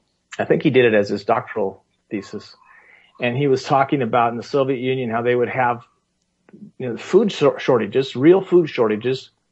And I have a dog barking downstairs. It's kind of distracting. So I'm sorry. I apologize if you can hear that. That's all right. Keep going. Yeah. So anyway, they had food shortages, and during these food shortages, they would have fields of wheat. This would be in the area of today what we call Ukraine. Fields of wheat, and they'd be out there and they'd have tractors ready to harvest the wheat, but they wouldn't have any fuel to put in the tractors. They wouldn't have anybody to drive the tractor. They wouldn't have any storage bins to store them in. They wouldn't have any trains to move them to the storage bins because they didn't know how to allocate the resources, because they didn't know what the value was. They were putting those things to use somewhere else, and they couldn't call them over to the wheat fields to harvest the wheat when people were going hungry. Yeah, that you're absolutely right. Yeah, because like how the hell else are you gonna figure out where resources are needed most than by the free market price system? It's invaluable. We get this information every instant of every day. Oh, that's right. I just remembered the second video I used in my presentation on Yreka. Thank you. It illustrates what you're saying beautifully. It was Carl Menger, Professor Carl Menger, yes, of Duke University, and he had the two farmers. Mm-hmm. And actually, no, I didn't use this video. I summarized it. But anyways, his video on learnliberty.org, if you want to look it up, I could probably put it in the chat thing for people to watch it later. I think it's called What Do Prices Know That We Don't? And you have two farmers. One farmer, he's like an altruistic kind of guy. He doesn't want anything for himself. He just wants to do what's best for all of humanity. And then you got the other guy who's the fat cat capitalist pig type, and all he wants is to make as much money as he frickin' can. And so the first guy, and both of them, they have the same size fields, they have the same abilities, all things being equal, because it's a thought experiment. They can grow corn, or they can grow soy. So the first guy, the one who just wants to do what's best for all humanity, who doesn't care about making a profit and stuff, he needs to try to figure out what does the world need. And so he does tons of research and all that stuff, and he's looking at stock prices, and he's like reading articles and news and all that stuff, and this is all time he spent not doing what he does best, which is farming. And the other guy, the one who just all he cares about is making money, all he does is he looks at prices, and he sees that that there was a corn surplus, and so the price of corn is really low, and a lot of countries ended their corn ethanol programs and stuff. But the price of soy has gone up because there was a drought and a shortage, and new uses for soy curd were discovered by scientists and stuff. So, is he secures contracts for soy futures, locks in a high price, and then grows as much soy as he possibly can. Whereas the other guy, he spent so much time researching, he ends up deciding to grow corn, doesn't grow as much as he was capable of, and because it was in surplus, he ends up losing a ton of money and goes bankrupt, while the other guy wins big. Now, a couple things happen when the immediate. This is like Frederick Bastiat. He always talked about you got to see what is seen and what is unseen. You got to forecast what happens after. This is why minimum wage is such a mind-boggling concept. But not only does he make a lot of money and does very well for himself, but he helps alleviate the soy shortage in the world and thus bring the prices down. And therefore, what we can conclude from this whole thing is that what prices told him was that what the world needed was more soy. And so it's his self-interest in making a profit that ended up unintentionally benefiting the rest of the world. That's Adam Smith's invisible hand right there. The market will naturally, the direct forces in, as far as resources and labor and all the other factors that go into an economy towards those, things that they are needed the most, and you don't have to be an altruistic, love thy neighbor type person. I mean, that's great if you do, don't get me wrong. There's a lot to be said for charity. But you don't, in a free market, you don't necessarily have to, because your self-interest is what's going to benefit other people, because what other people want and giving it to them is what's going to benefit you and them, which brings us full circle back to voluntary trade in a pure laissez-faire capitalist system. And like so many people, I don't know why. It boggles my mind, probably because they're too ingrained into the status thing, like we talked about in the beginning, when why is a person so statist when the truth is in front of them? People confuse laissez-faire capitalism with fascism. Fascism being when the corporations own the government, or when the government corporations are more or less the same thing. Something that my co-host Josh on my show mentioned a long time ago, right in the beginning of our podcast, before we knew what the hell we were doing and where we were going with it. We were just a few rednecks who figured out how to use microphones. He said that as much as we need a separation of church and state in order that, that there is an equal representation in government for all churches, represent none so as to include all, basically is the idea. There needs to be a separation of business and state as well. That and if you can insulate the state, I don't know how the hell you're going to do this, but if you can insulate the state from business, from lobbying, from underhanded. I know how you do it. It's real simple. You just have to eliminate regulations, because without regulations, the government has no power over business, and business will leave them alone because there's no money to be gained by bribing them and buying them off.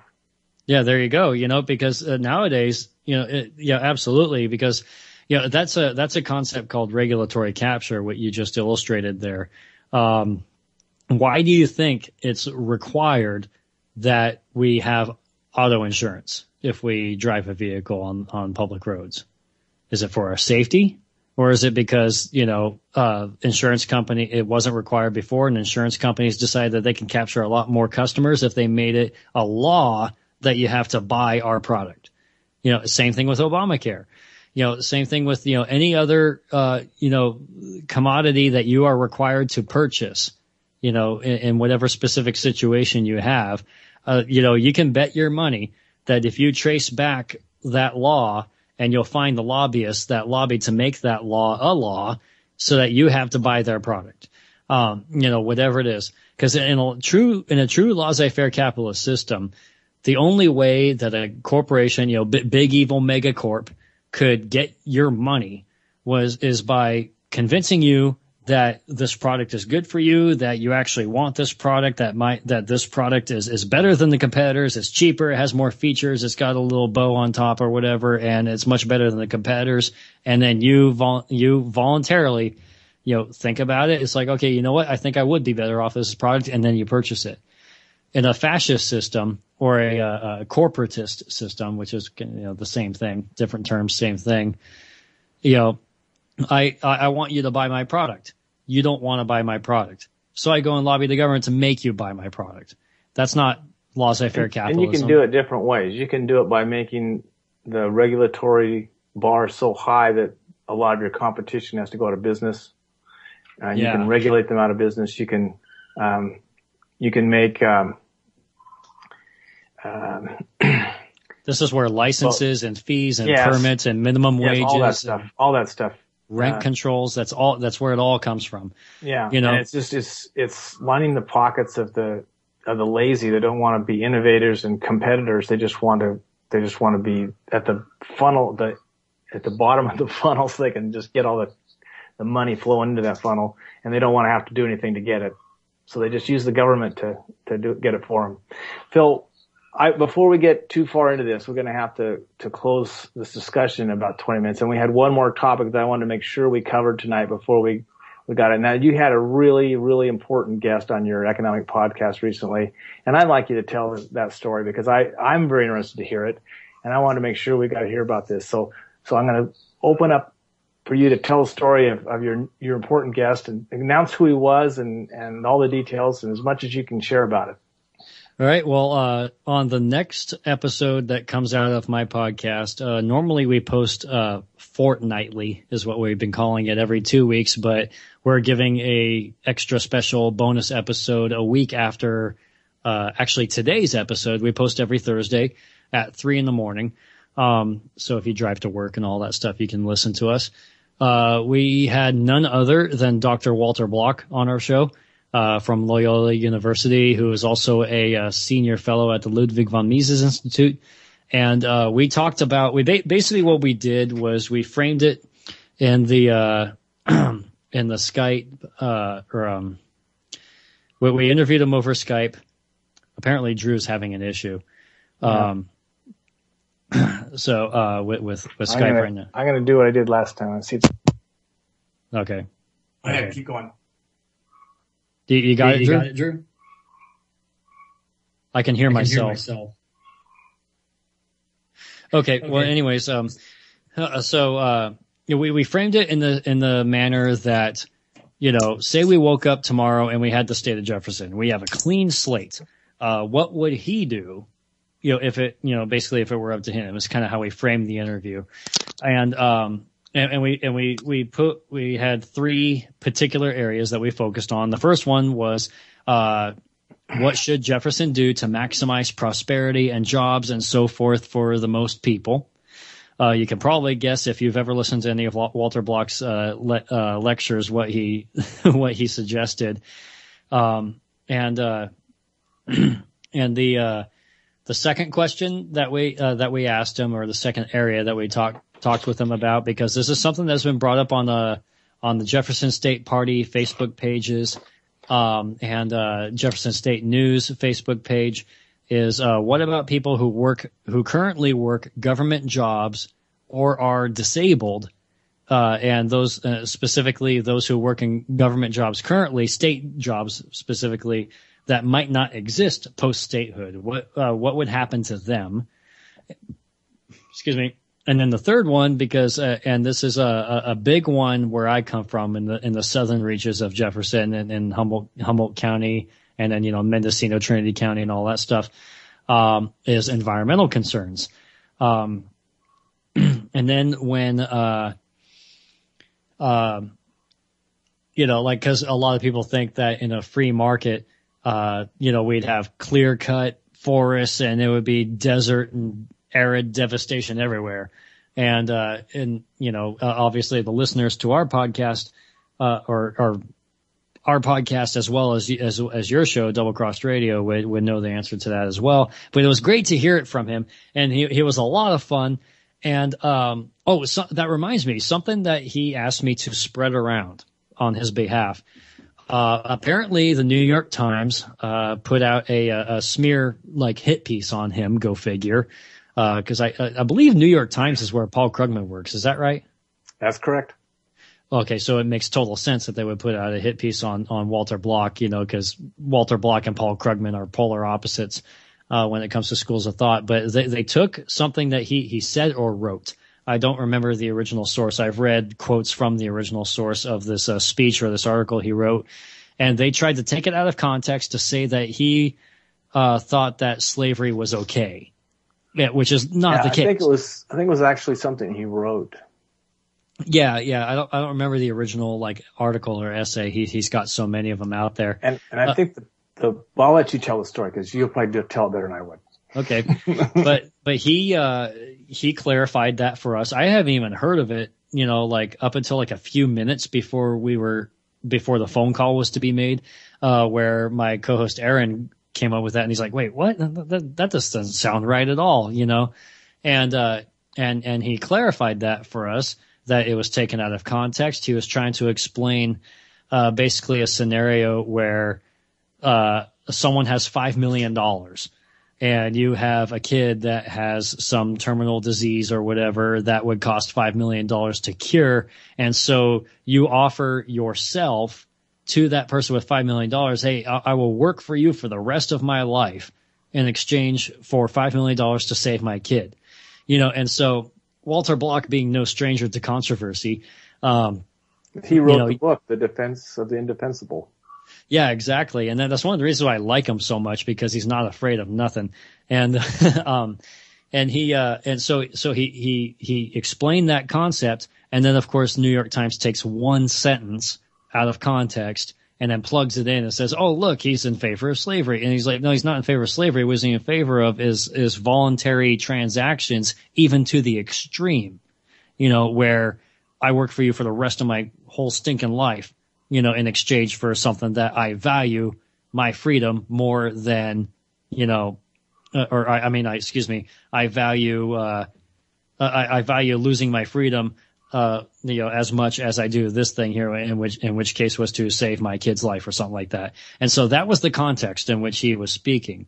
New York Times, being a master at yellow journalism, took it around, twisted all around the wrong way to try to sully his name. And so in honoring his request, I am spreading that here now to set the record straight. So there you have it.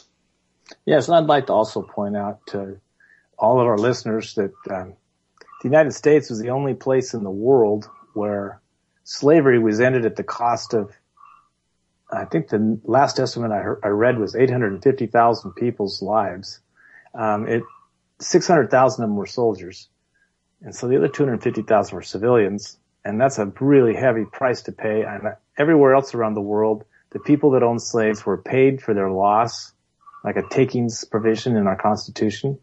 Mm-hmm. And they were paid, and actually the first 6 months of the war would have been enough to pay all the plantation owners for the slaves they had, and it would have been all over and nobody would have died. And what's funny about the Civil War is that it originally wasn't about slavery to begin with. It was about unfair tariffs on the on the commodities of the South, and the South was actually financing, I think 80% of the federal budget was coming out of tariffs collected in the South.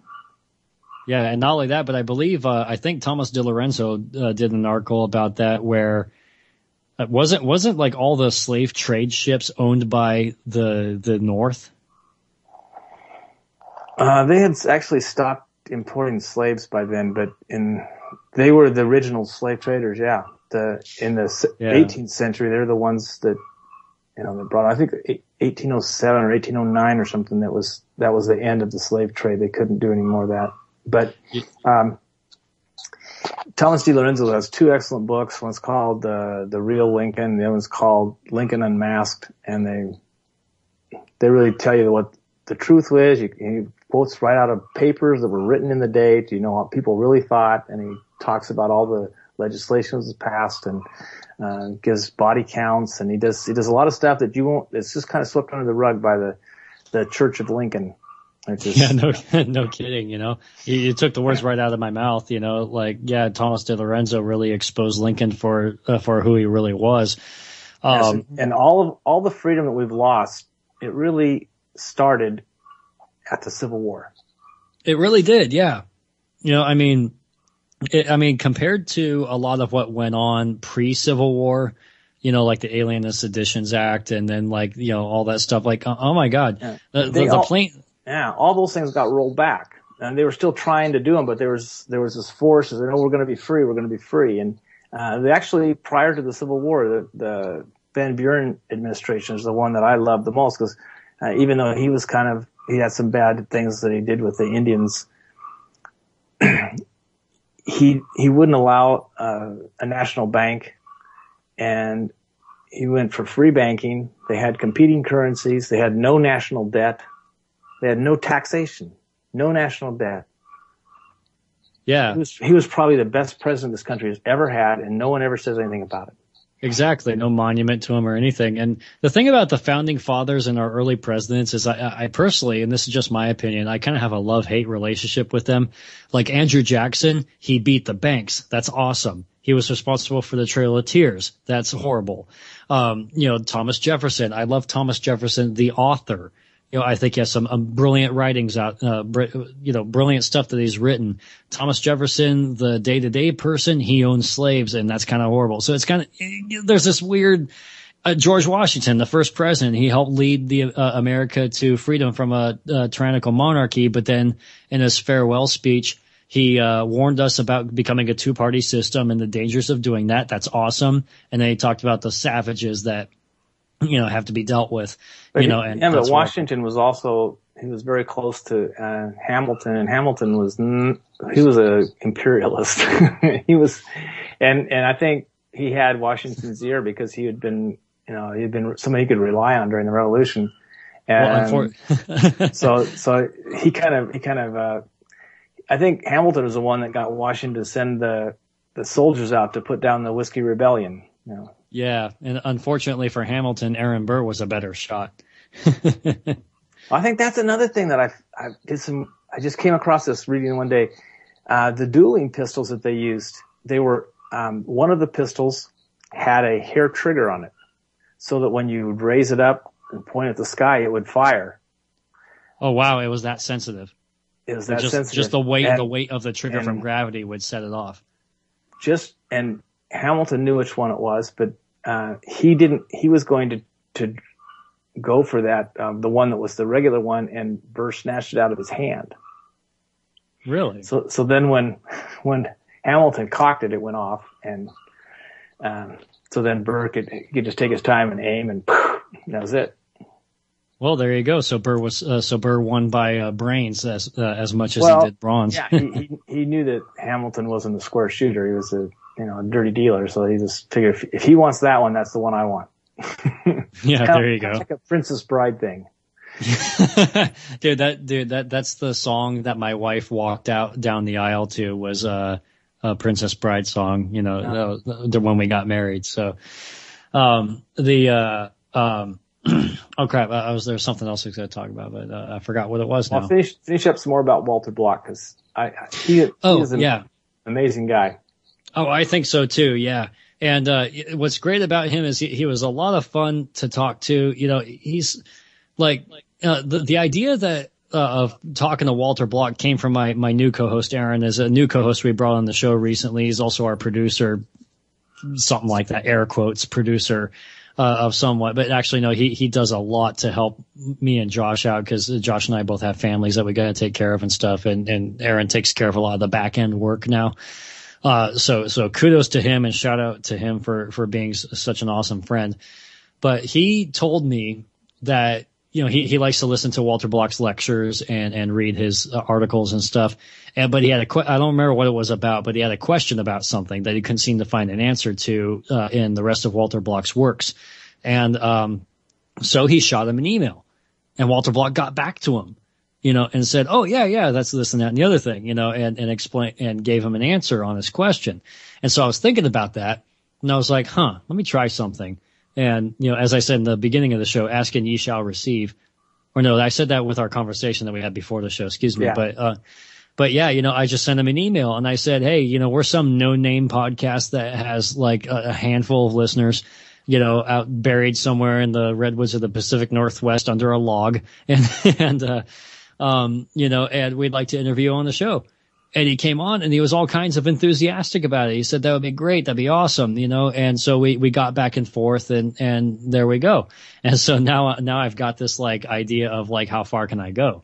Like with getting other people on the show. So, we've got a wish list now of people we want to interview, and all that stuff. And we're going to announce it and promote it on our Facebook page.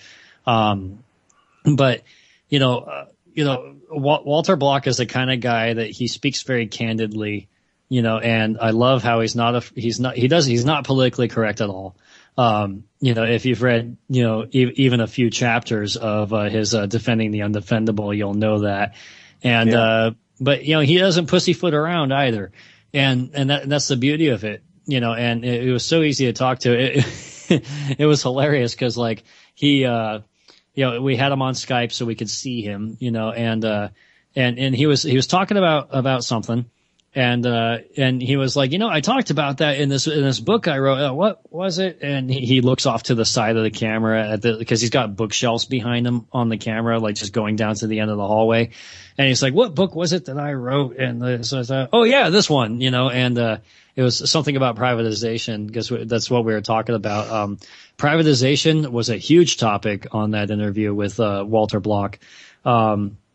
And, he used the example of libraries, and because libraries, books in general, like he pointed out how Barnes and Noble is scaling back their operations because, the Kindle and other electronic implements for reading books have really taken over the paper book market. And so, but why do libraries still exist? If they don't have any customers and stuff like that, well, that's because they're funded through taxation. If they weren't funded through taxation, a private entrepreneur can come in and buy the library, and he could do any number of things. He could either keep it open as a library, assuming that he's got the customer base for it. He could create a bookstore out of it, or he can create a McDonald's. It doesn't matter. And he could do all three. Yeah, exactly. He could make an internet cafe. He could do there's all kinds of stuff he could do. Ebook Central. But only an entrepreneur who seeks to make money is going to know what is best for this particular library in this particular location with this particular clientele available to it. What are they demanding? He can make it into a factory for all we care. Yeah, but the point is, though, is that through the price system, supply and demand, he's going to know what is the best use for this building in order to make the most money. And by making the most money, he knows that is the best use for it. If he can't make his overhead, pay for them, the maintenance and all that, then he's going to lose out. And again, that was kind of the point we were making earlier tonight, is that the information you get from the money is priceless. It's there for you to have. Pun intended. Yes. And it's there for you 24/7, 365. It's every instant it changes, and it's updated, and with computers, it's there at a touch of your finger. You can have that access to that information. And the people that interpret it poorly, they go out of business, and they're replaced by people who have a better idea. And so you're continually improving the quality of the ideas and the things that are being tried, because you get new things in and you get innovation, because you're getting rid of the old stuff that just aren't meeting the demands of the public anymore.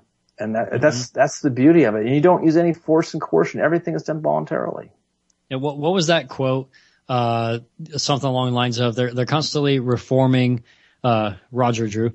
They're constantly reforming, healthcare, constantly reforming welfare, constantly reforming, environmentalism, reforming. The fact that the government is constantly reforming its own handiwork implies that they didn't get it right the first 500 times. An entrepreneur gets it wrong once, and that's it. And when they reform it, they always get a bigger budget.